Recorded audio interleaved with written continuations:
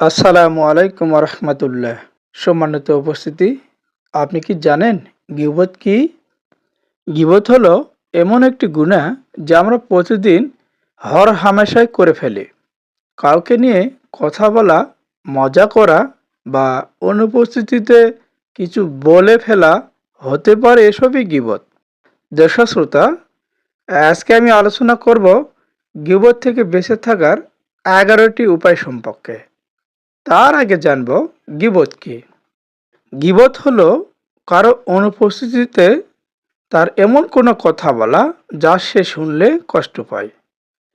তাহলে চলুন জেনে নেওয়া যাক গীবত থেকে বেঁচে থাকার সেই উপায়গুলো। 1 নম্বর, কম কথা বলা বা চুপ থাকা।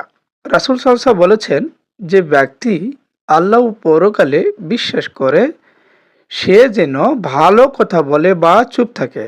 সহিহ বুখারী, সহিহ মুসলিম। 2 নম্বর, নিজের দোষ নিয়ে ব্যস্ত থাকুন। নবী করিম সাল্লাল্লাহু আলাইহি ওয়াসাল্লাম বলেছেন, সৌভাগ্যবান সে ব্যক্তি যে নিজের দোষ নিয়ে ব্যস্ত থাকে, অন্যের দোষ নিয়ে নয়। সহিহ হাদিস। 3 নম্বর, ভালো সঙ্গী নির্বাচন করুন। নবী করিম সাল্লাল্লাহু আলাইহি ওয়াসাল্লাম বলেছেন, ভালো সঙ্গী ও খারাপ সঙ্গীর উদাহরণ হলো সুগন্ধি বিক্রেতা ও কামারের মতো। সহিহ বুখারী। 4 নম্বর, আল্লাহকে ভয় করুন। রাসূল করিম সাল্লাল্লাহু আলাইহি ওয়াসাল্লাম বলেছেন, তুমি যেখানেই থাকো আল্লাহকে ভয় করো। তিরমিজি শরীফের হাদিস। 5 নম্বর, কুরআন ও হাদিস বেশি করে পড়ুন। 6 নম্বর, নিজেকে ভালো কাজে ব্যস্ত রাখুন। 7 নম্বর, কারো অনুপস্থিতিতে কথা বলবেন না। রাসূল করিম সাল্লাল্লাহু আলাইহি ওয়াসাল্লাম বলেছেন, তোমরা কি জানো গীবত তোমার ভাইয়ের এমন সেই কথা বলা যা সে অপছন্দ করে। সহিহ মুসলিম। 8 নম্বর, কাউকে নিয়ে ঠাট্টা মশকরা করবেন না। 9 নম্বর, গীবত শুনলেও বাধা দিন।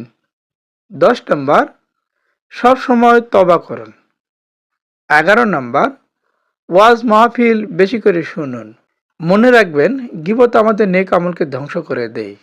আপনি সারাটা জীবন ধরে অনেক নামাজ, রোজা, হজ যাকাত করবেন, আশা করবেন হয়তো হাসরের ময়দানে অনেক আমল নিয়ে উঠবেন, কিন্তু এই গীবত করার কারণে সেদিন আপনার আমলনামায় কিছুই থাকবে না। তাই আসুন গীবতের ভয়াবহতাকে মনের মাঝে ধারণ করে আজ থেকে গীবত না করার সিদ্ধান্ত নেই।